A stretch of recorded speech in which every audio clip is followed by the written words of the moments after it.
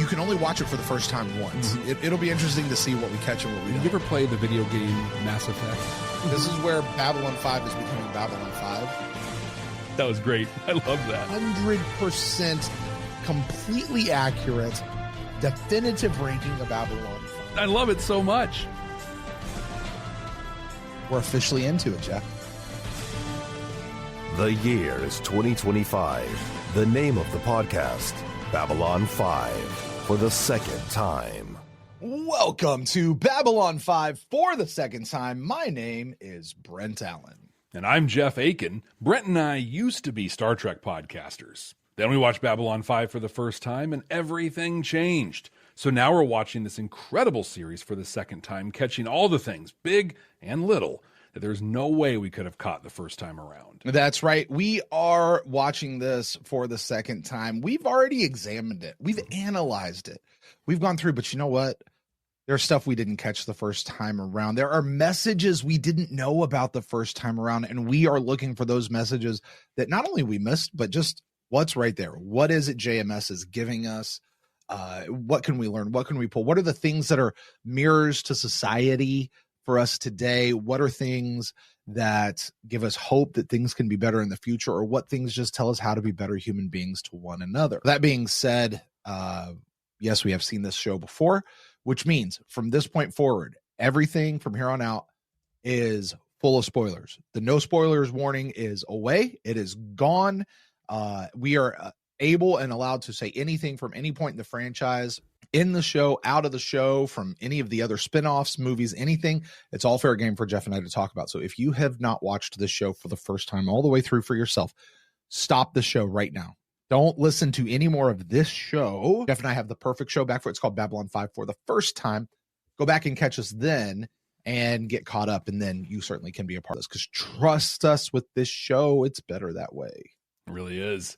This week, Brent, we're watching an episode called And Now for a Word. And now for a word. I remember loving this episode. This is one that I'm so interested to watch again. And I'm even more interested maybe to hear what you're going to talk about here in a moment, because we have a lens on the history of this episode. This was one we got, you specifically, got run through the ringer on. It did, yeah. This one has left some marks on us, but I have really fond memories of this episode. This is one of them I've really, really been looking forward to. Do you remember what you thought of it? This episode holds a special place in my heart for that reason you just said there. Yep. Jeff, this is the clip show that's not a clip show. It is. Yep. It's a clip show that's not a clip show. And I know I can hear all of you out there right now. I heard you the first time. You're screaming at me, it's not a clip show, which I have to say, yeah, you're right. That's what I said. It's not a clip show. It's a clip show without being a clip show. It's not a clip show. It's not one. Yeah. It's not one. You heard the without being. That's the key part of this. And I remember liking the episode. I thought it was really creative. I thought it was really, really well done. But I also remember the other side of being somebody who has just I don't know if you can call what we do binging, Jeff. Like, because we wait a week between each episode, but like we don't necessarily have we don't have to wait in between seasons, or we don't have to wait during breaks and stuff like that, right?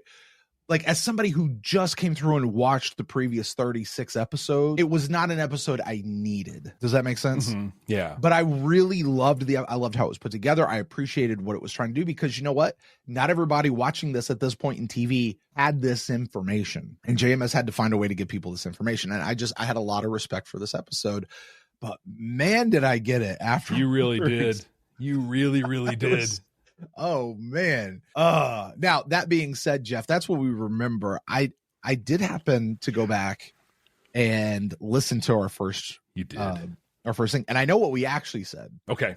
We both watched this one twice, so this is not our second time. This is actually our third time. Well, we watched a lot of them for the two. We did. Because you got to prep for the show, right? Exactly. But this will be for the second time, like outside of that. But we did watch it twice, and you and I both had the same opinion. Great first watch. It was a lot of fun. But the second time we watched it, kind of boring. Okay. Yeah. I can see that. Both. Just because the clip shows tend to be boring the second time around. Yeah. Yeah. You really did not like the performance of the guest star.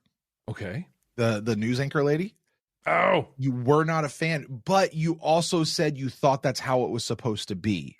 Like, that's how she's supposed to act. You're not supposed to like what she's doing. She's my Byron, according to you.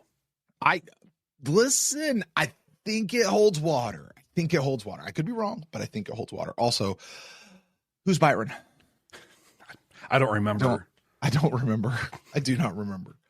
I called out the idea that because the show, you said it in your recap that this is 36 hours on Babylon 5. We're going to do 43 minutes of 36 hours on Babylon 5. Mm-hmm. To which I said, Jeff, what episode number is this? Oh. And you looked it up and you went, well, it's episode 37. I went, so what we literally have up to this point is 36 hours of previously on Babylon 5. And we're covering that here. Almost as if we're going back and covering things that have happened already. I think it still holds up. I love that idea.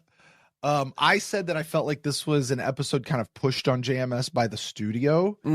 I would like to retract that. I think this is just JMS in his brilliance going, hey, I know what's getting ready to happen. And I know that there's a lot of people who have not seen the things that they're going to need to see coming up. And so let's fill people in on what's going on. I have some really interesting stuff on that here in a little bit. By the way, if you're trying to get somebody to watch Babylon 5 and they keep getting stuck in season 1 because season 1 is just a slog to get through, and honestly, so's the first half of season 2, giving them the episodes to skip and then say, hey, once you get to Coming of Shadows, just watch everything from there on out. You can do that because this episode exists. Because it covers everything. It will cover everything they need that will get them where else they're going. I posited that Ivanova was basically JMS's like personal mouthpiece within the show. Okay. Yeah, like last week she had a lot of the, this station is about something, although I know that line was written by Peter David, but still, the great, this is just a, last best hope to make a buck. Like, why are we doing all this merchandising stuff? This sucks. And now she's kind of having the same thing about this lady here. I said that I had a lot of respect for this episode. It did what it needed to do and it did it in a rather creative way. You said that this was one of the more Star Trek-y episodes, like just in the messages. Mm-hmm. In terms of the messages it's really trying to push out. Like this was a very Star Trek episode. We had talked about how we really thought that because this was that quote unquote clip show, it's not a clip show. This is a sign that everything in Babylon 5 is about to ratchet up. Oh, like interesting. this is the, hey, before we get on this next bit, let's pause and go, here's everything you missed, because this is about to go wow and shoot straight up. I think what's next week's episode, Jeff? It's I don't know if you're going to remember it or not. It's just called In the Shadow of Zahadum. What's Zahadum? I've never heard that before. Yeah, we're going to learn about the shadow. We'll talk about it next week. Okay. Yeah. Okay, cool. In other words, I was right. Or we were right. Like, yeah. This show rockets. I mean, this is. Have you ever read? I know you have, Jeff, because you've written it with me. Rock and Roller Coaster at Disney, yeah, or right. Tron, or Velocicoaster, or the Hulk, or any of these that have like a magnetic launch, not just a up the hill and then they drop you, but it's a. Mm-hmm. That's what In the Shadow of Zahadum does. It's just you're gone, although some people could say that the first season and a half have been the true. Mm-hmm. Whatever. We both had kind of a moment of reckoning, a moment of realization, I should say, in that we were really beginning to come to terms with the idea that we would not necessarily get the redemption of Londo Mollari in this season. That it could go seasons. Yeah, maybe it might. And I got to tell you, I could totally see why people kept people were making memes. Hey, council chambers and Patreon folk. I think this is good for all Patreon. Okay. Not all Patreon, anybody on Discord. All right. On our Discord channel, Jeff, there was a red sector. Mm-hmm. Yeah. You and I were not allowed. Actually, we're still not allowed into it. But I know that in red sector, you guys were making memes. Some of those memes made their way out. A lot of them made their way out. I would love to see those again, especially any of them that have to do with the redemption of Londo Mollari, because that's just something we just kept talking about. Literally, Mollari. Is this the redemption of Londo Mollari? And we're like, Jeff, I don't think we're going to get it this season. I think it's possible this could go seasons. And you, my friend, said, yeah, it's going to go up till about, I don't know, season 4. Oh, okay. So good job, Jeff. Real close. Oh my word. I would argue we got redemption for Lando Malari really established in season 4. It was completed by season 5. That's fair. You know what I mean? Mm-hmm. But I mean, season 4 is where the turn really happened for him. So also we just gushed for like 20 minutes over Peter Jurczyk and Andreas Katsoulis. Pretty appropriate. That actually could just be the show, and it'd be everybody. We would all listen to it because it's right. So Paul over in our council chambers, who's joining us, hello to our council chambers, says, I remember at one point you declared that Londo was unredeemable, and maybe I'm wrong. You're 100% right. Mm-hmm. He is unredeemable. And there was another point later on where I said, actually, you know what? The truth is nobody is unredeemable. And this goes on to kind of prove that. And that's part of the journey. That's the roller coaster that was Babylon 5 for the first time, in that in order to get to the top, you got to go to the bottom. Mm-hmm. It happens there. So that being said, Jeff, that's what I found out from us. Jeff, did you catch anything out there from the great maker himself about this episode? There's not a lot out there on this one. I have nothing that corroborates our theories about what's going on. We need to call Joe up and be like, hey, talk to us. I will corroborate our theories, actually, much like has happened in the last few weeks. Many of our offerings and our thoughts of this show get validated here. I just have 2 things for before we get into the episode. There's a handful during the episode itself. There's just not a lot on this one. But he says that this is probably the most unusual episode to date. It's so unusual that he was very concerned about Warner's approving it. So this isn't a thing pushed on him by the studio. In fact, he was afraid that it wouldn't pass muster. So he wrote a letter that explained why this episode was done and why it should be produced. And we'll talk about that in more detail when we get to the messages portion of this conversation. But he said he wouldn't be putting in for a script payment until he knew they would accept it and let him make it. Oh, wow. So he really, really strongly believed in the concept behind this one. And then I'm going to read this. It's a relatively long statement. And then I want you to summarize this in as few words as possible. Be my chat GPT here and summarize this statement in as few words as possible. I'm sorry. Have you met you and I? Oh, you got this. You want me to be the one who is less verbose? You got this. Trust me. I'm leaning into your strength here. I got it. All right. He says, for those who've been nudging other folks to try out B5, you may want to tell them that this coming batch of episodes is probably the best time to dive in. In particular, our second new show airing the first week of May is designed, in part, to help new viewers coming to the show to catch up on background. What's another way to say that, Brent? It's a clip show without being a clip show. Bingo. He says, no, it's not a clip show or anything like that. It's not a clip show. But I think you'll like what I did with it. Stand by. We'll be right back.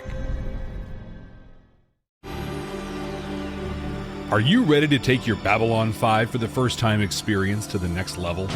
With our exclusive Patreon, you'll get access to all kinds of cool stuff that you can only find there. Our recording notes, unedited reaction videos, an exclusive Discord community. And you can even be listed as a producer of the show. Plus, we even offer exclusive meet and greets and hangouts. You won't find this kind of experience anywhere else. Get all these amazing benefits, plus the opportunity to interact with other fans from around the world. It's being part of a huge community where everyone shares the same appreciation for Babylon 5. Subscribe at patreon.com/Babylon5First. That's the number 5 and the word first to get access to these incredible benefits. That's patreon.com/Babylon5First. We can't wait to see you there.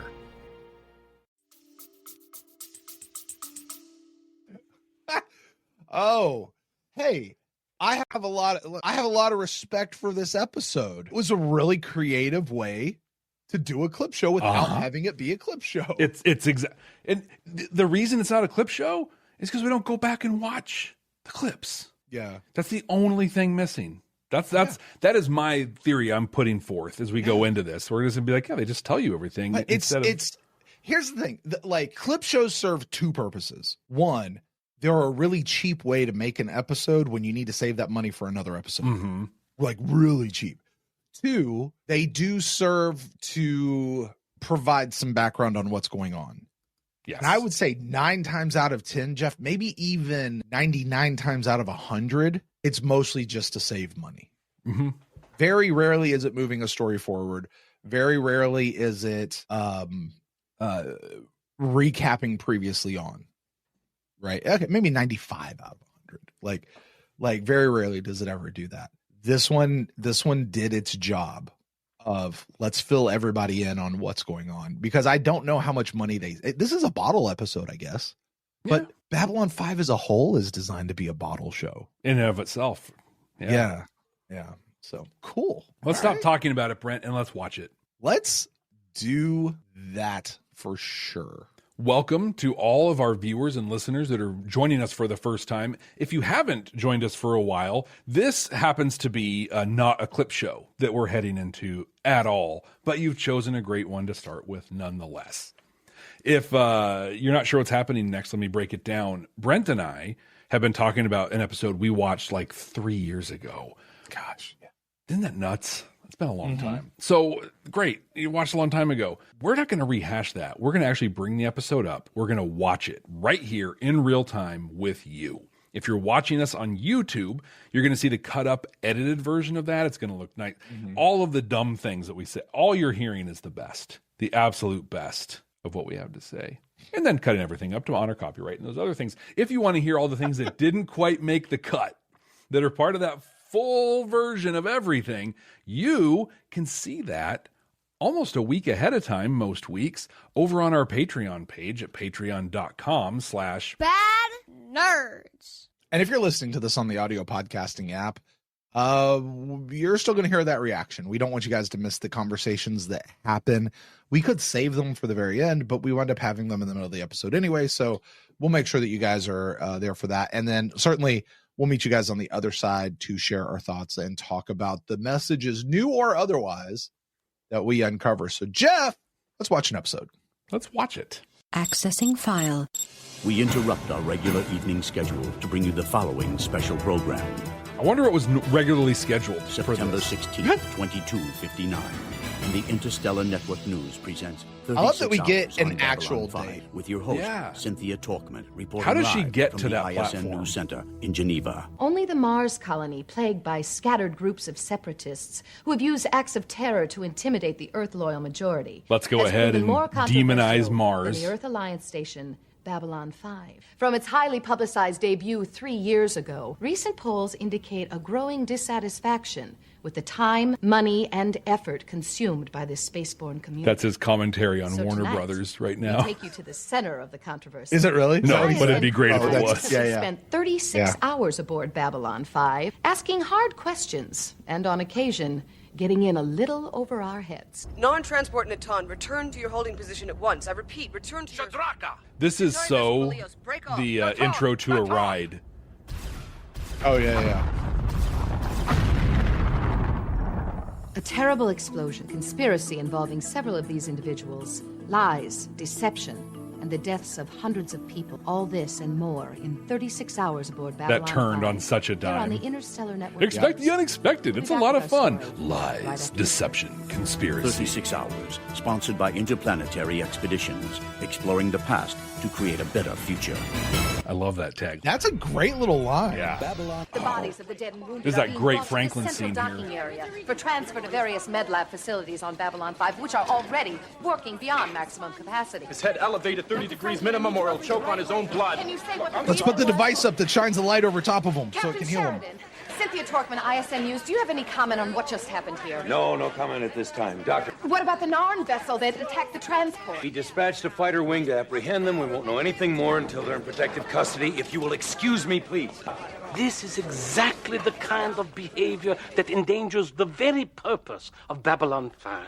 This place is dedicated to finding peaceful solutions to our problems. I love For it. the Narn to carry their vendetta against our people into neutral territory like is reckless and irresponsible. We're such victims, we And though we Centauri. mourn our own losses, we have felt strongly about our friends from Earth ever since we first encountered your world 100 years ago. Hey, thanks for telling us how long it's been since we've known you. I wonder if right now there are talks going on between Centauri and Earth and the alliance we're going to hear about, and he's greasing the skids. Oh, absolutely. He's lying.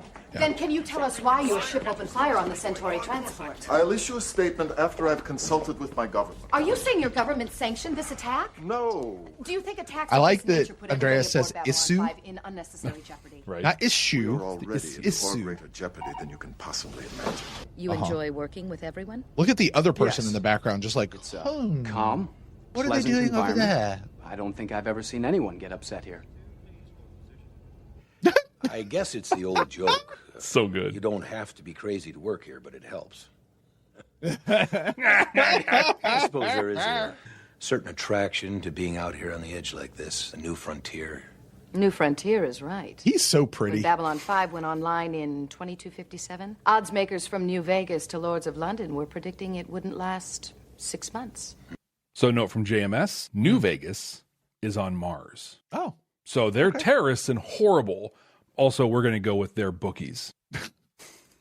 Babylon 5 has been through some dramatic changes in administration since it became operational. Would you attribute these changes to bad management? Oh! Or to quote former Senator Hidoshi, is this horse just too big for anybody to ride? Changes are part of the military life. Everybody goes into this knowing that tomorrow you could be someplace that you hadn't even That was the heard of moment he's 24 like, hours ago. here's the setup. I've been stationed Back so off. many places over the years, I can't even remember most of them. But you're right. They're pointing out the phrase Days former this Senator is Hidoshi. one hell of a big horse. Living your days and nights in a big tin can surrounded by vacuum. I remember my first time on a transport. Isn't that what we are on a planet, though? Just not a tin can? Just a kid, maybe 17. A rock hurtling through space. A buddy of mine was surrounded by a around vacuum. and zipping through the halls, and he hid in one of the airlocks. I don't know, I guess he was going to try to scare us or something. Dude, Biggs is so good. Look, he is there Just right as I now. got close, he must have hit the wrong button because the air doors slammed shut, space doors opened, and he just flew out into space. Now, the one thing they never tell you is that you don't die instantly in vacuum. Oh, really? Because I've only heard it like 18 Just times. hung there against the black. You could see that he was trying to breathe, but there was nothing. And one thing I remember when they pulled in his body, his eyes were frozen. A lot of people make jokes about spacing somebody, about shoving somebody out an airlock. I don't think it's funny. Never will. So, first of all, that is a frequent threat. It is. And it's a very clear and explicit description of it.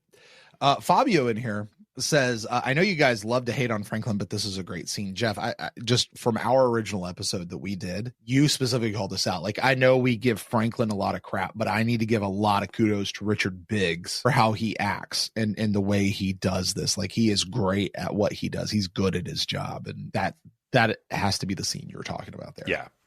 I was going to say, I bet in our first watch, I talked trash about Franklin and, oh, look how he thinks, blah, blah, or whatever. This was incredible. Even in this time in Franklin's life, we're not high on him now. This was great. Mm-hmm. This was really good. And I mean, it's so easy to see later Stephen Franklin in this moment right here and just be like, yeah, see, look, he's right there. He's always been there. Mm-hmm. I do wonder about something though. Yeah. This is just the logistics. When they what did he say? When they roped his body back in, when they got his body back in, they pulled him back in. That's what it was. When they pulled him back in, how does that work? Like, was somebody standing there and like they lassoed him? Like they right. And somebody's like pulling him back in. Like, did they shoot something at him that like, grappled him or something? Like, I really wonder what the mechanic of they pulled him back in. Well, I'm going to ask you to put your astrophysicist hat on and check my understanding, but things don't stand still in space, right? Right. Right. In fact, that's one, and we've talked about this, one of the reasons why time travel, as we understand it, couldn't happen, because if I go back to 1714 or whatever, the Earth is physically in a different place. Yes, what you're saying, like Back to the Future, DeLorean disappears and then reappears in that same place, just in a different time, could not happen because the Earth would be in a different spot. Like even if you go back 30 years at 859 at this point, like we're even in your revolving around the sun, you're still not in exactly the same spot. You're further down the road. So it's not a, you would have to be moving through space and time when you're traveling. Yeah. If that was a thing.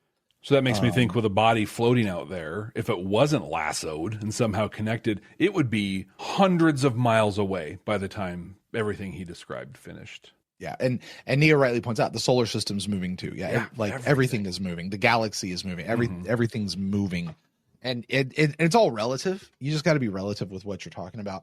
But I do also just want to point out before we hit play here, time travel is entirely possible outside of my own personal theories about how it works. We do know that you can travel forward in time. We just don't know that you can travel backwards in time. So, but we do know now. Like we know how to do it right now. Yeah. We can do it right. Like that's real. We can do it right now. So also, I would argue we are doing it right now. Oh, there we go. Babylon 5 are considerably safer. The last 3 years have shown that the station itself is anything but secure. In its first year of operation, there were half a dozen murders, 3 acts of sabotage, including a bomb that blew out. I love the people in the background like trying to get like on TV. Since then, there whoa, been 50 what was deaths that by guy doing? violence. Oh, Jeff. Okay, I want you to keep an eye on long hair dude.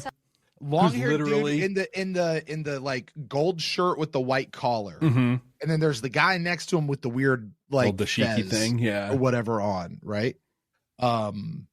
Watch him and you interpret what you're seeing. Is anything but secure. In its first year of operation, there were looking half around, a dozen murders, trying to 3 get acts on. of sabotage, including a bomb that blew out 2 levels. There and a barely right averted about. attack by the Vorlon Empire. Oh, he's going for it. Dude, what was he doing there? He's either going to bite his ear or kiss him.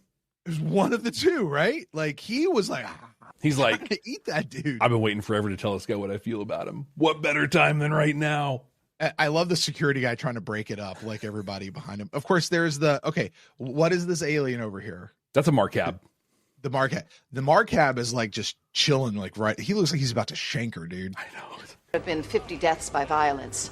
So the question remains, given its cost in lives and money, is Babylon 5 serving any useful purpose? Or, as we're about to see, is the whole thing falling apart at the seams? They're all like posing. That's so good. By the government, and I'm prepared to issue the following statement. The Centauri ship that was attacked by one of our vessels was not simply a commercial transport. It was secretly transferring weapons of mass destruction to ships bound for the front lines where they were to be used in the war against our people. They have turned Babylon 5 into a weapons supply post. We cannot allow this to continue, even if it means shutting here we down have the Babylon 5. recap and the just reestablishment of the Narn Centauri War. Babylon 5 continues with. And in that scene where we were watching the background players, Ms. Torkman was going through just at a very high level a lot of the acts of sabotage and crimes and things like that happened over the last season and a half. So we're definitely getting quite a bit of clip work on this. But let's remember that the Babylon Project was conceived right after the Earth-Minbari War. At that time, the idea of a diplomatic station designed to keep anything like that from happening again was very appealing. And now? Not so much. Certainly, we've rebuilt our military forces to a point far in advance of where they were 14 years ago. If the Earth-Minbari War started today, I think things might have gone a little differently. Very much meant for the Minbari to hear that. I'm not sure how much concrete benefit we really derive from Babylon 5 any longer. Here's what I'm hearing from this guy. Yeah, we needed the diplomatic solution for this whole thing, but we're a little bit stronger now, or we're a lot stronger now, and we don't need the diplomatic solution. We can just defend ourselves if they want to come start some stuff anymore. We got guns. Yeah, now. like so because and this is the thing to discuss, okay? Because you now have the muscle power, which frankly you may not. Yeah, I don't think they really do. That like Earth thought they were something back then, but they weren't. But let's just say you assume that you have the muscle power.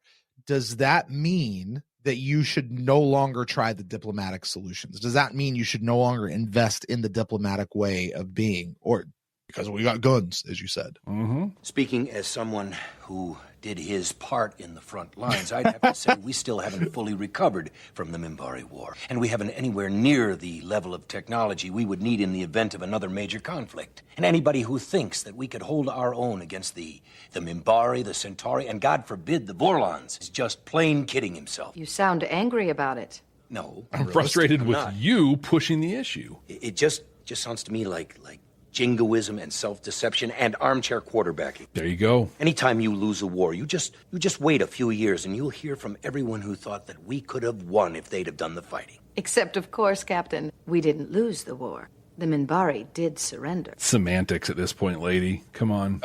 I love Yep. I love the look that Sheridan's giving her right now of like, yeah, no, we lost the war. Uh-huh. They might have surrendered there at the very end, but we totally lost that war. It's like, you're so cute. I love you. Yeah, like that's so nice that you think that. Ask anybody in that war who wasn't called general, and they'll tell you. You tell us if we saw. Also, I love Sheridan. It's just like, no, we are not gonna. Also, by the way, you've got a senator back on Earth. You've got Sheridan right here on the front lines. Yeah. Okay. Yeah, we could do this. We could. I've listened to the people, and that's what it is. And you've got this guy right here who's saying, let's talk about what this really looks like. Sometimes, folks, ask the people on the front lines, not some senator or some secretary who's sitting up in some government position or some minister sitting up in a government position telling you what it is. Listen to the folks who are actually on the front lines.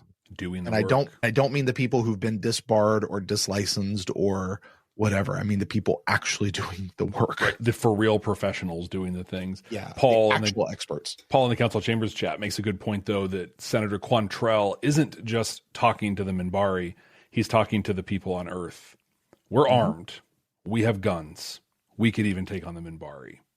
So we can stop spending money out there. Well, not as we can stop spending money there, but if you don't line up, we got guns. We got lots of guns. Yeah.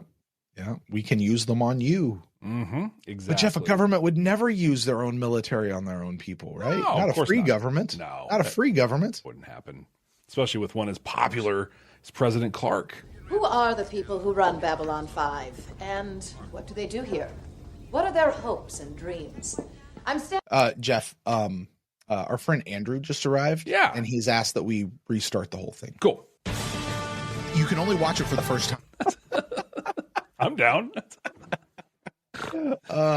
Can somebody catch Andrew up on the just give him the clip show version of what's happened so far. But aliens make up roughly 42% of Babylon 5's population. Many Roughly of them live here in the 42.18%. so-called alien sector, which provides alternate atmospheres for 14 different species. Ironically, the alien sector is how the aliens here refer to the human part of the station, proving once again really? That beauty and the beast are in the eye of the beholder. Also, notice they call us aliens, so we're different and they're different, so they're bad. Probably the most elusive of all the aliens is Ambassador Koshnaranik, a representative of the Vorlon. This is the first time we heard Sent here Noranic. roughly 2 years ago. Nothing is known. We of did. the We talked about Vorlons. it. This In is the fact, first time we got his last expeditions name. Sent into Vorlon space over the years have never returned. It's Ambassador Kosh over here. Mackie, quick, the camera. Ambassador Kosh, Ambassador. Cynthia Torkman, ISN News. Can Nope. we ask you a few questions? He noped right out of there, man. Did we get that? Tell me we got that. Did we get it? Second in elusiveness to the Vorlon is Ambassador Delenn of the Minbari Federation. After initially refusing several requests for an interview, she finally agreed to talk to us. So I remember this whole scene, and we referenced this in future episodes as well, but Delenn does not do well here. And I believe in our first time watch, I was particularly harsh against her. JMS speaks to this, and he says that this was likely Delenn's first real encounter with Earth media on this level.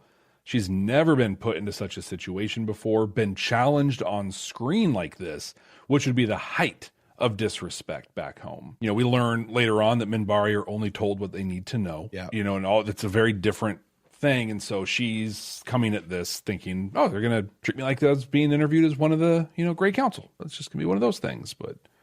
Your appearance, though, isn't typical of your people, is it? Yeah, she just... No. According to station Hardened records, up. you looked quite different a year ago. I volunteered for this change in the hope that it would lead to a better understanding between our peoples. Over 250,000 humans were Also, killed so I in the war could with keep your an eye people. on Sinclair and maybe have his How do you baby. think the families of those victims will feel about your change? I don't know. I would hope. I think they would feel hurt, betrayed. That by assuming a human face, you're taking a part of us you're not entitled to. What would you say to them? To all the husbands and wives and children and brothers and sisters of the people who were killed in the war with your people, and now see a Minbari with a human face? I'm sorry. Can we stop this? Okay. Frankly, the questions that she is asking here, highly inappropriate. Also 100% fair. Okay. I feel like it's such a they take. might be, here's the thing, those two things are not necessarily mutually exclusive. Like they can coexist, right?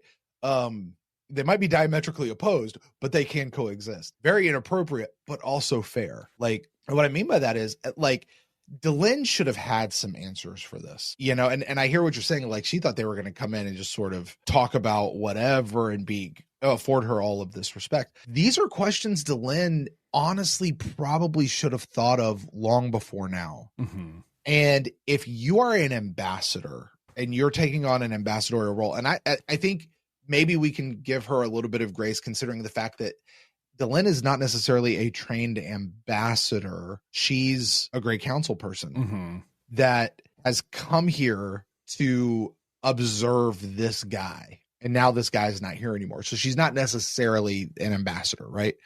But this is a question she should have, she needed to have thought this through at some point, even just in private, you know, like, hey, so what are they going to think? Not only what are my people going to think, what are they going to think when they see me do this? Well, I'm doing this for all of us. It's important that it's important to us. And this is what unifies us again. Like that. And frankly, that needed to be an answer that could come real fast. Now, the other thing I could possibly see is Delenn, correct me if I'm wrong, is probably experiencing certain emotions that she's never felt before. It's possible. Or maybe she's experiencing certain hormonal changes at various times throughout the course of a month that she has not yet learned how to navigate on a rotating basis yet. You know what I mean? And so maybe this is happening at just the wrong time for her, that she's feeling rather not just vulnerable, but all of a sudden emotional about some of this stuff. Well, I think, and she doesn't know how to navigate it. And Becky in the council chambers chat is on the exact same place I'm at after Gropos, where she was literally attacked for this thing. Like this is a thing she had to have thought about. But beyond that, the multiple times in this season that she's been faced with, bro, what are you doing? From everyone from other Grey Council members to ground pounders to Chudomo mates of Lanier and everyone in between. She took this on herself. This wasn't something the Minbari wanted to do. This was her own self-righteous, I believe in this prophecy, so I'm going to do this. This is the calling of my heart. Yep, this is my and you can't tell me no. And now that I've done it and you're telling me no, or you're even questioning it, I'm going to get upset with you. With Ashen last week, and you know, she's off. She's like, I'm out. I'm not even going to do it. And I praised her for that because, I mean, dude was just being a bigot. But when you look at that in the bigger context of how she's behaved since this change, it's like she is begging for, like, hey, look at me. I'm different. Please come at me and let me make a big deal out of it. Or it's like, hey, look, I'm different. Make sure you say something about it. But if you say something about it, I'm going to freak out. So you just said something that cued in something I've never thought about before. Let me put a different spin on this and see how it sticks. Okay. You just said, based off what Becky said, back in Gropos, she was physically attacked. And she almost ate it. She did. It was bad. You know what I mean? Like she could have died had Garibaldi not stepped in, Ivanova not stepped in, somebody stepped in. I don't even remember. Lanier I don't know. Somebody stepped in, right? She could have legit died in that moment when Earth people saw this face. What if what we're seeing now is her actually having a little bit of like PTSD flashback to that moment right there? Oh, okay. This is not emotion over like grief of what's going on. This is I'm like, she's almost having a panic attack. Yeah. Feeling like she's back in that spot again. That is a really interesting take. I really wonder if that might not be more like that actually makes this make a lot more sense to me. If you think about it in those terms. Another thought I had during this. Dodger, the council chambers, thank you guys. Dodger stepped in and saved her. Another thought I had on this was Torkman's coming at her. And I said this was highly inappropriate because she's like, hey, let's have an interview. Let's talk about your role. Let's talk about the station. And then she's coming at her for cultural appropriation, you know, just out of nowhere. And there's a word, you know, for that kind of journalism. I forget what it is. It's not great. But understanding that basically she was the deciding factor in launching the war, and then to have this put here. All these people died because of your decision, Delenn. And now you put this face on and expect everything to be cool. I'm just thinking about that in her mind. Like there has to be some reckoning of that within her as well. And I do want to, I remember when we first got through that whole piece in Atonement, I believe it was, when we first saw that.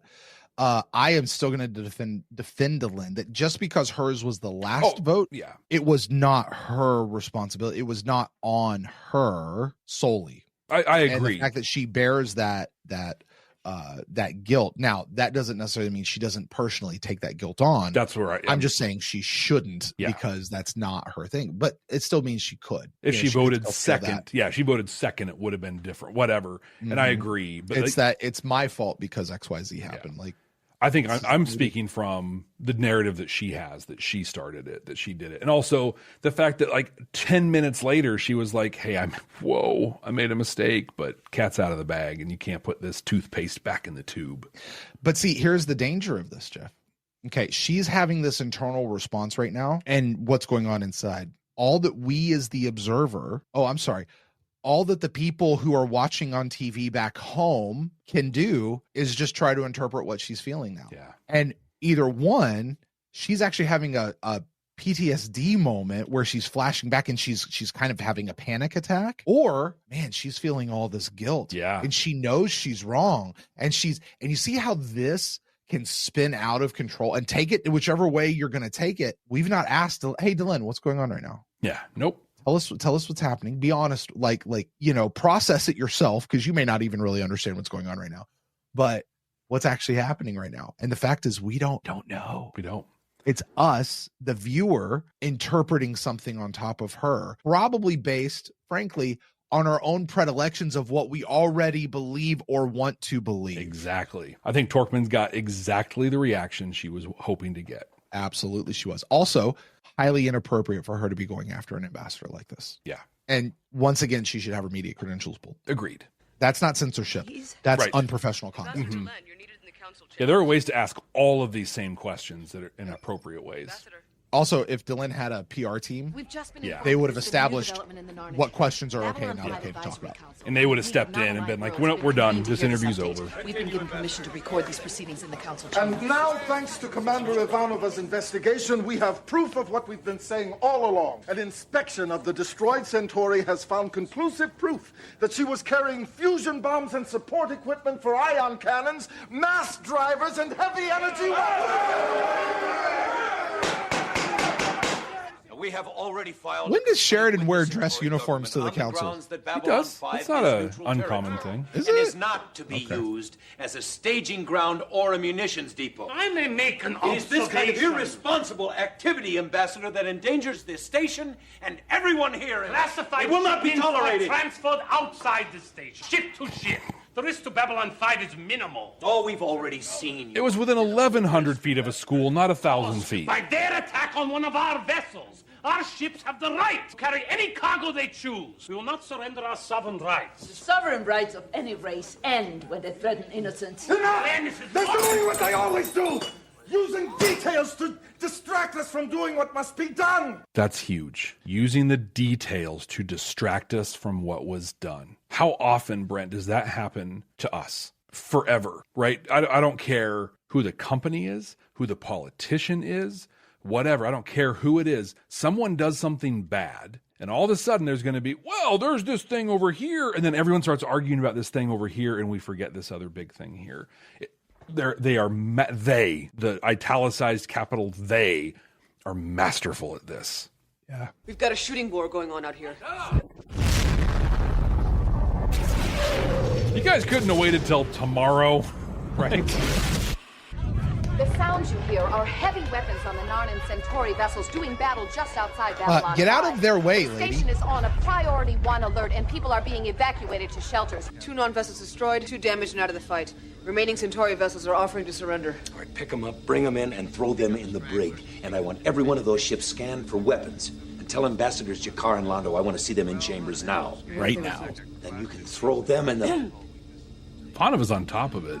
then invite them again as firmly and as politely as you can. This nonsense has gone far enough. So there's a thing, right? Sheridan and Ivanova have a working relationship. Mm-hmm. They have a short code. Also, because of this established relationship, they can say things to each other that the other one can interpret as that's not what he really means. He's just exaggerating. He's just blowing hot air. And the other guy can feel safe letting a little vent off like that, right? Yeah. And then you put the camera on them, and all of a sudden people, oh, you see what he said? And you know, this is exactly why having media in the locker room, I just think in general is a bad idea, especially post game. Like, you do it during the middle of the week when they're doing practice and stuff, fine. But you know, post game when stuff is feeling the way it's feeling, you gotta the cool off time is period. But you know, recording private conversations like that just. The nonsense Captain Sheridan referred to is the Narn Centauri War, which over the past several months has grown into a conflict which threatens to spill into other systems and lead to an escalation of And here he is just brushing it off as nonsense. Witnessed, ISN spoke with representatives from both sides in order to better understand the history of this conflict. Oh, this is good. I remember 150 of your years ago, the Centauri came to our world. We greeted them in peace and spent the next 100 years in chains. So this would mean Jakar has never known Narn to be a green place. Exactly. Unless he's just that old, which I don't think the My Narn family lived that long. lived in Jakamazad, one of the larger cities on Narn. My father served in a Centauri household during the last years of the rebellion.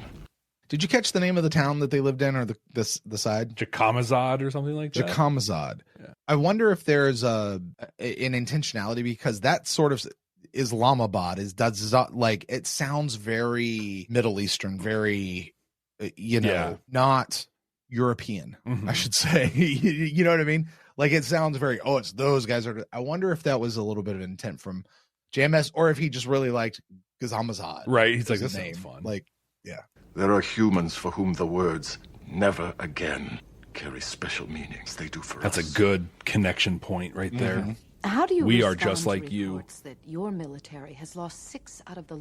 Well, especially for us living in a post 9/11 world. Oh my gosh, yes. You know what I mean? This I mean, the closest thing to 9/11 that I can think of back at this point was Pearl Harbor. Yeah. Which was back in the 40s. Now, there might have been some other never agains, but nothing that I'm aware of. Yeah.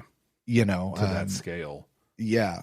Not to the scale that 9/11 hit. And even, I mean, how many years has it been since 9/11 now? 24. Like almost a quarter of a century. Yeah. Right? Long time. And we haven't had anything to that scale just yet. At least here in our country. Certainly around the world, there have been places where we've seen that. You know, never again is this going to happen. In the chat, Fabio just talks about how great Andreas Katsoulis is in this scene, but I want to shift that a little bit to Jakar. Just the masterful way he handled this. Torkman asked him this big question. Tell me about the Narn Centauri thing. Like, what's the history? He takes that massive thing and takes it down to, let me tell you this very specific story about me, my mom, and my dad. And he tells it in a way that, like, it is impossible for you to not be like, oh my God, you poor kid, you poor Narn. I mean, just everything he did here is, the artistry is unbelievable. It's top notch. So over in our council chambers, several of them kind of all together, all put up. We're talking about this. We were talking about Pearl Harbor, talking about 9/11, saying in this particular reference, this never again reference is a specific reference to the Jewish Holocaust. That was the reference. To which my question back then is, did JMS say that in the Lurker's Guide? Because clearly JMS has definitively said, this is what I meant by that in that moment. I didn't see it when I was looking through it, but you didn't see it in the Lurker's Guide. I wonder where he's. Well, but I think it is the thing that just like that is the thing with the Holocaust is never sure. I have no doubts that that's the appropriate response, because it should be, or that's what he was just saying. What I'm saying is that somewhere along the way, JMS must have said, talking about this, things that we've never forgotten.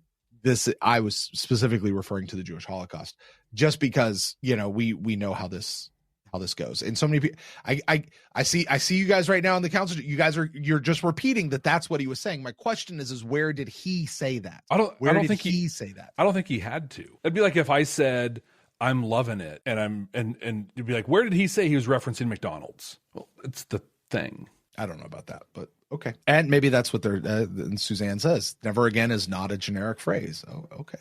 Yeah, it's the thing about the Holocaust. About the Holocaust, yeah.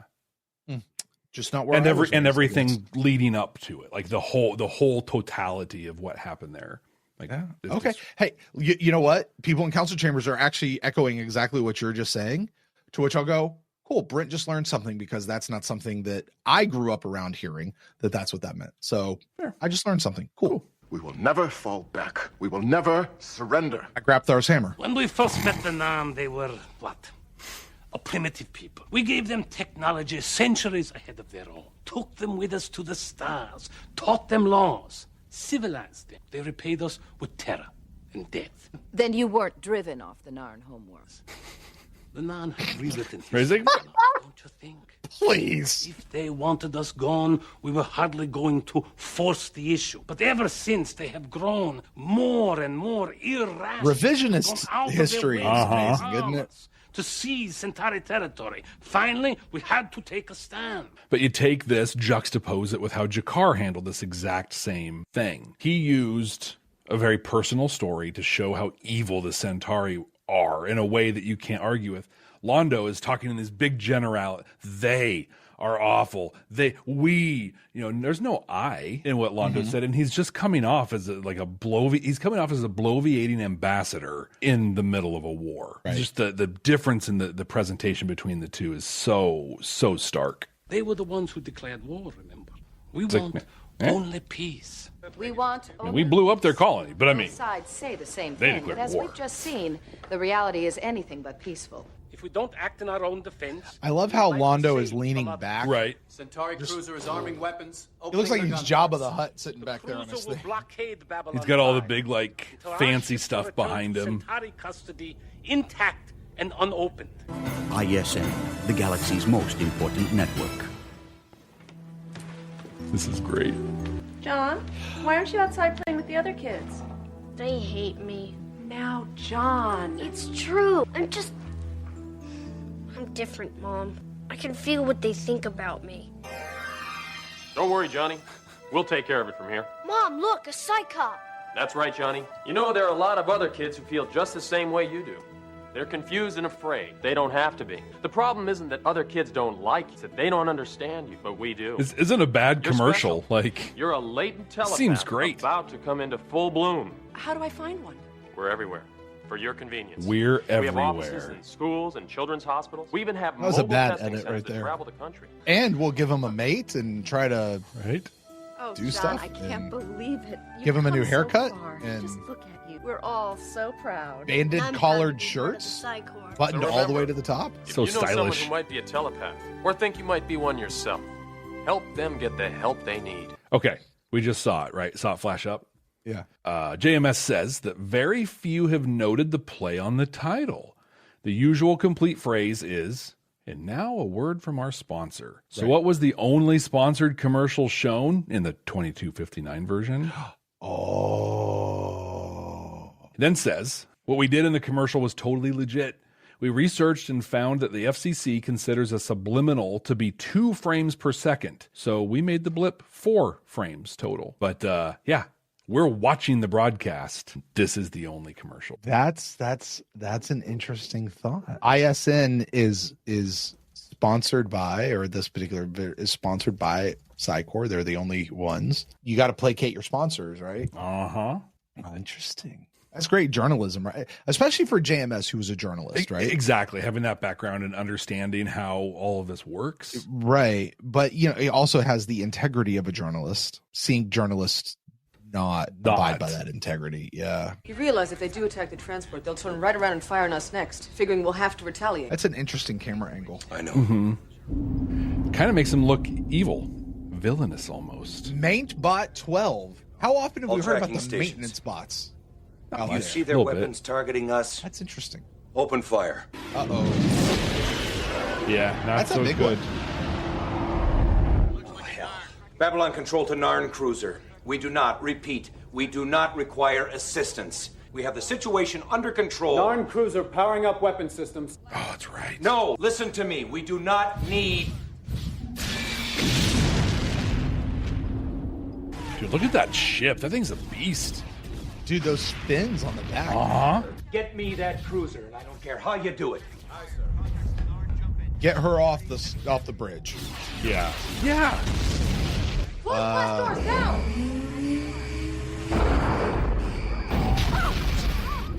Hey, is that foreshadowing of how Ivanova's gonna eventually get it? Oh, wow. Wow, with the thing flying right at it. Just saying. Probably not intentional, but I'll count it. As journalists, we would be remiss in our responsibilities if we suggested that events such as those you've just witnessed were typical of the situation on Babylon 5. Like anyone else, they have good days and bad days. But there can be no question that it is a flashpoint that can only grow hotter as time passes. And yet growth only comes through pain and struggle.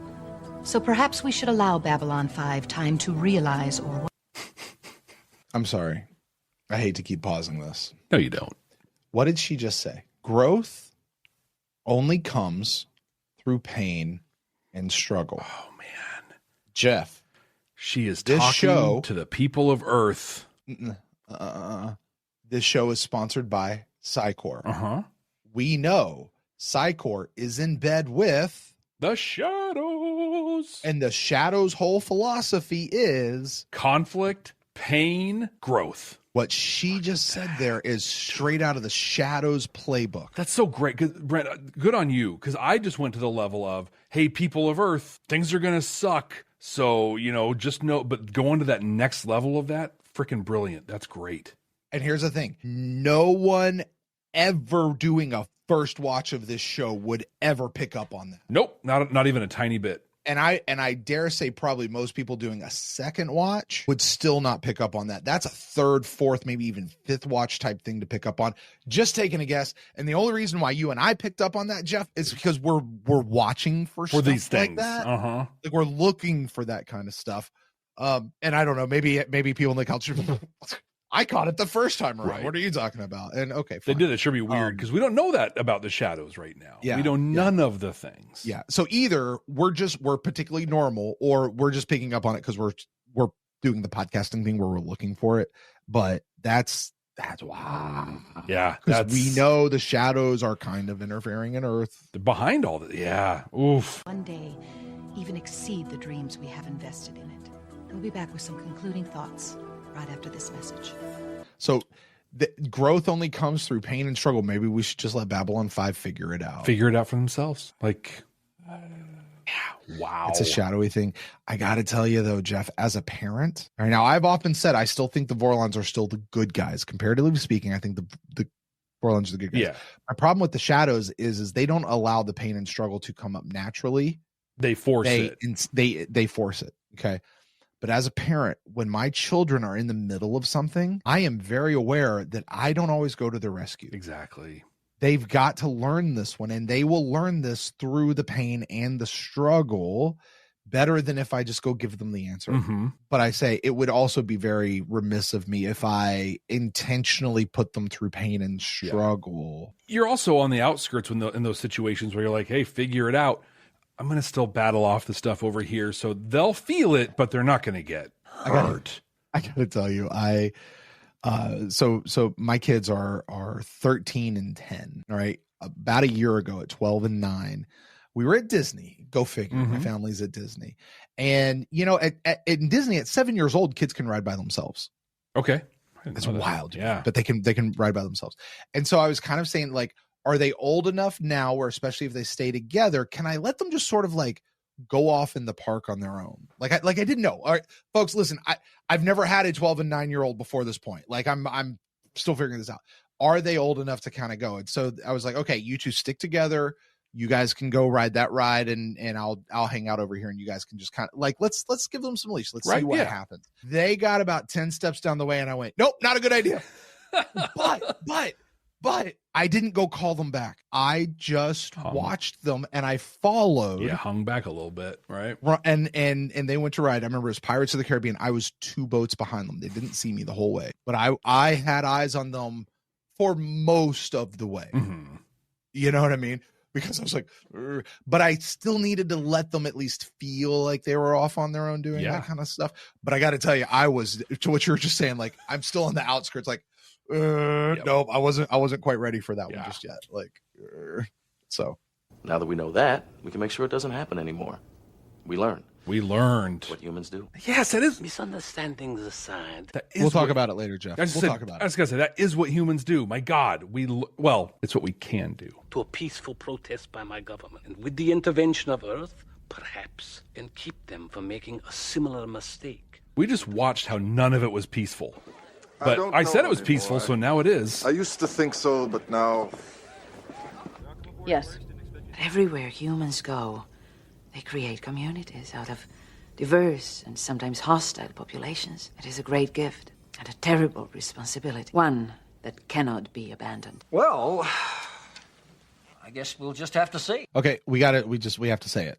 Because first of all, I'm sure we captured it the first time. Humans have a unique quality in that they create communities out of diverse people. It is a terrible responsibility and whatever she said. Mm-hmm. And it's one that cannot be abandoned. Right. It's like nobody else is doing that. I don't know what the whole quote is, but put that up on a plaque somewhere. It's the core message of so much sci-fi. Humanity's strength is in its diversity, bringing people together. Now get the hell out of our galaxy. Exactly. Won't we? If we weren't here right now, half the people in this room would be dead. Now that should be a good enough answer for anyone. Look to your left. Look to your right. Sure. If we weren't here, one of those would be dead. I have a retirement pension to make, you know? Yes. Let's go right. But not for any of the reasons that you've probably been told. Before he goes there, what a great just contrast. We build communities. We're having the conversations. People come to like all these big things. Bro, I just got a pension to make. Like there's all this stuff here, and then there's just the people who show up every day just trying to make today a little bit better than the one before. I think it's huge. We're not just holding jobs and having dinner. We are in the process of building the future. That's what Babylon 5 is all about. That's what Babylon 5 is all about. Only by making people understand the show or the station can we hope to create a better world for ourselves and our posterity. I'm Cynthia Torkman, ISN News. Good night. Fascinating. It is amazing to me. Go ahead. I'll say fascinating they end on such a high note.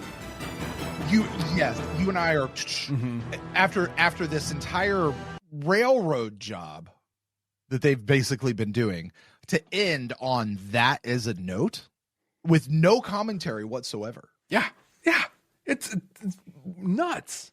Although maybe it's not so nuts because maybe the psychology behind it, I don't know, but railroad job, beat him up, awful. Let Sheridan hit that piece at the end because then everything we're doing from that Earth Alliance is really that. We're just trying to create a better future. Like they let it sit in Sheridan's mouth instead of theirs. Mm-hmm. Maybe. Well, I mean, there's certainly a piece of what is the point of this whole thing? Well, they start at the beginning. Is the cost and everything worth what we're putting into this? Because a lot of people don't think it is anymore. And they start with Senator McWhat's-its-face saying, right? No, can't do it. And we get all the way down here at the end. Is it worth it? Is it worth it? Yes, it's worth it. Yes, it's worth it. It's worth it on so many galactic levels, so many interplanetary levels. It's worth it to the individual dude who's just trying to make a pension. Yeah. Oh, yeah. It's also worth it to his words, our inheritors. Mm-hmm. I love that. And it's worth it to all of them. And so, yeah, we should keep doing it and keep doing the thing that we got going on. Interesting way to end that episode. Jeff, I want to start this part of our conversation with a simple question. I want you to think forward to the episode, and I forget the name, but I want to say it's in season 4, maybe season 3. It's the other news episode. Yeah, only this. Illusions of reality or something like that. Whatever that is. Yeah. But in this time, it's a male reporter coming in, and he tries to sell them this line like, "Hey, listen, nobody else is giving you the press that I'm about to give you. Nobody's going to get what you have." And I remember thinking with that episode, like he comes in and he runs a complete and total railroad job. But if you watch his report, there is this sort of thread line that does seem a little subversive. Now he has to maintain a cover for his overlords. But if he puts in this little thread line that, yeah, it looks like it's really bad, but he's kind of skirting it in there. Maybe he actually wasn't just a piece of scum, but he's really kind of helping. Is this lady, because of the way they edited it and they ended on that note, is she maybe in that same vein as him, or is she just an awful reporter? Right. I don't know. And I think that was the focus of our conversation about that episode, Illusion of Truth. We really asked that question. Did he let him Sheridan get that line out, or was this whole thing just him just being a piece of absolute garbage? And I think the answer, I like to think the answer is both. He's a piece of absolute garbage, and he gave him a piece. But I think this is one of two things. It's either let's put our agenda into Sheridan's mouth and let that be how we sign off, or they just don't care. And I don't know that they put that much intent in. They either put a ton of intent into it or none at all. I don't think it's her trying to throw him a bone in any way. I didn't get any impression from her of like, oh, you're winning me over in some way or anything. She's just, she's slamming everybody. Jeff, that's our second watch of And Now for a Word. Yeah. Dude, we talked about, you said at the beginning, second time through is kind of boring for us, but we didn't know what was coming. We didn't know what we didn't know. And now that we do, Brent, this episode is huge. It's compelling. It's big. There's foreshadowing. There's world building. There's actual execution of stuff happening. Like, it's so brilliant and so well done. Can I tell you something? Specifically looking for all the clip show parts of this, watching this now, I didn't feel like there was really a lot of that in here. We lost that, like the little game. There was a little bit, but it didn't feel like there was a ton in there. This felt like there was this whole other thing. And I know what everybody was saying. It's not a clip show. It shows you what's going on back on Earth. And I'm sitting here going, it's showing you a lot more than what, and it's so much more than just a clip show. It's so much more to this episode than just catching us up on what's been going on. And I never knew it. I never saw it. Nope. And I wouldn't have seen it back then. Couldn't have seen it because now we know. We know this is again the value of the second watch on this. And I think, we talked at length on our first time viewing around the messages in this one, and there's a lot of conversation to be had around that. But my real focus this time around is just that. Like, yes, it's a clip show without being a clip show, and it's an episode that moves the story forward. It lives in the past, it lives in the present, and it's setting up the future. It's just such a brilliantly put together episode. I think there are places where I forget exactly what this episode is telling us has already happened. Yeah. Because it's just wide knowledge. Like everybody should just know, like going through that whole thing with the Lynn of like, you were this and now you're this and you transition and this, people had a hard time with this and Watching this the first time, it's like, yeah, of course. That's what we were just watching. Now it's like, oh no, but there's this whole other thing going on, when she's saying it. And so listen, I will echo what I said, what you said the first time. This is an episode that clearly is designed to catch people up on where they need to be. Yeah. But it is so much more than that. And my respect is off the charts for JMS and how he put this episode together and the way he crafted this to do the job it needed to do without doing it the way that it's really, frankly, ever been done and maybe never been done since. Yeah. It's so good as just a single 45-minute piece of art for doing what it needed to do and doing it in the way that it did. Do you need this episode? No. As a part of the overall story of Babylon 5? No. And here's the thing. No. Most episodes so far in season 2, you don't need. Without them, right? It's less. This and truly, this episode in many ways does feel like, okay, something is about to happen. We are about to launch. We feel like we're on the precipice of something right now with where we are. When I was going through the JMS stuff at the beginning, he talked about the letter he wrote to Warner Brothers saying, hey, this is an important episode. He said he wrote the letter to explain why it was done and why it should be produced. And then he talked about how, hey, this is a great one to introduce people to the show. Yeah. The reason he thought this was important to be produced, and this is the message from JMS, and this message, Brent, is more timely right now than it was in the mid-90s when this came out. It was timely then as well. Yeah. But he says that uncritically dismissing everything you see on TV is just as wrong as accepting everything that you see. What people need are the tools to examine what they see and hear and weigh them against the true gold standard, common sense. And I take that a step further. Common sense, yeah, but there's a whole, common sense, if it was as common as we think it is, we'd be in a different thing or whatever. But it's critical thinking. We have people that fall into two camps, and he named them here. Well, the news said, so it's this. Or, but the news said, so it's the opposite. Again, just two totally... Think for yourself. Lay that lens of common sense to anything that's being said, and most of what we're being told now, in the past, likely in the future, doesn't stand up to even the first blush of like, does this make any real sense? Yeah, it does not. It really doesn't. Jeff, were there any new messages you think you found this time? I don't know that I found new ones outside of this one. I think we did a really good job in the first time pulling out the messages, but I think what I really got out of this, and this isn't so much a message as it is just a way to think about the world, I guess, is we have Londo coming at things at this big macro, all these people suck and we are all such victims, and G'Kar saying me, my mom, and my dad is one thing. We talk about this a lot on this program. When you think in generalities and big things, it's easy to hate. That's where harm can happen. When you think about that person who has a name and a family, it's a lot harder to hate. G'Kar's approach to this touched me in a way where I was like, oh my God, what a horrible history. We have to uncouple the Narn and the Centauri in some way. Whereas Londo's was just like, wow, I'm Kosh. Let them both blow up. That's the way it came. That's what I kind of got out of this additionally. What did you get? Man, there were a few things. We talked about it in the episode, so I'll mention them here, but I'm not going to rehash them. Listen to the experts in the field. We know when the senator or whomever is twisting stuff and doing the jangling. Like, let's actually listen to the real folks out there, okay? Not everything is a conspiracy theory, folks. Right? Yeah. It's really not. These are just what they are. Yeah, exactly.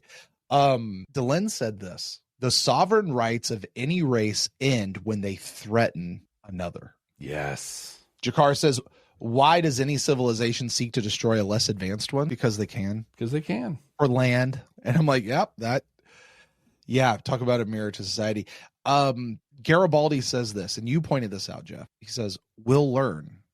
Yes. It's what humans do. Yeah. It's what we do. Man, can we apply this to hope for a better future? You know what I mean? Look, we're going to go through this. The struggle, let's boil it down to this. The struggle is worth it. No, it's not going to be pretty. No, it's not going to be clean. Yes, it's going to be very messy at times. Yeah. But the struggle is worth it. Why? Because we as a species, we learn. Now, sometimes we have to learn the same lesson over and over and over again before it sticks. Over a period of hundreds or even thousands of years. Right? Sometimes each generation has to learn it for themselves. Mm-hmm. But we learn. It's what humans do. So is it worth it? Yeah. Humans have a unique ability to create communities. Yeah. These are things that we are learning. But I love what Sheridan said at the end. And I think we may have talked about this in the first go around, because if we didn't, then we certainly slacked in our job. When you stumble a lot, and I'll say this, I think we, at least in my country here, have stumbled a lot over the last at least 20 some years, 250 years. Yeah, that's what I was going to say. Yeah, about 250 years. Sure. But, and I'm not going back to just current stuff. I mean, over the last 20, there's been a lot of stumbling in my adult life that I've seen. And he says this: when you stumble a lot, you begin to look at your feet. What we need to do is to lift our eyes back to the horizon so we can see our ancestors and our inheritors. Now, there were lots of other words that the full quote is there. But that's when you stumble a lot, you begin to look at your feet. That's the natural way. We're caught up in the muck and the mire of this. And we've really got to stop. And we need to look up and see the whole thing. We need to see the horizon. We got to see where we've come from. We got to see where we're going. And that's what we need to be focused on, not the ground at our feet. I remember when I was learning how to drive, Jeff. Yeah. Oh, you're going to say something. Go I was ahead. just that ties to what Sheridan said in the council chambers as well, or what Jakar said. They're distracting us with the details. Look at this thing. Look at this over here instead of the big actual thing going on. Well, we do that by looking at her one step in front of the other instead of looking up. I remember when I was learning how to drive, Jeff. The driving instructor told me this. He said, "Don't like." I was kind of like trying to keep your car between the lines, right? He said, "Don't look at the road right in front of you. What you want to do, look as far out as you can. Look at the car that's as far out as out there. Look at the hill. Look where the road goes out. Like look out there, and keep your eyes focused there. And if you keep your eyes focused out there, guess what's going to happen? You're going to stay in the lines. Yeah. But if you start focusing on the part of the road that's directly in front of your car, you know what you're going to constantly be doing? You're going to be shimmying left and right because things you're just going to constantly be doing this. Focus on that out there and keep going. When you're plowing a field, I hear the same thing is true. When you're plowing a field, now I've never personally plowed a field. But like to keep like a straight line, right? You look at a tree and you follow the tree. You don't look at the ground that you're plowing. You look at a tree and you follow the tree. Yeah. Right? You find yourself a fixed point and you follow that point out there. Lift our eyes back to the horizon. Man, great episode. Yeah. All the way around. By the way, I'm pretty sure we rated this one like 5 Deltas and 4 Starfuries. We'd be correct to have done so. And yeah, like, oh my gosh. So good.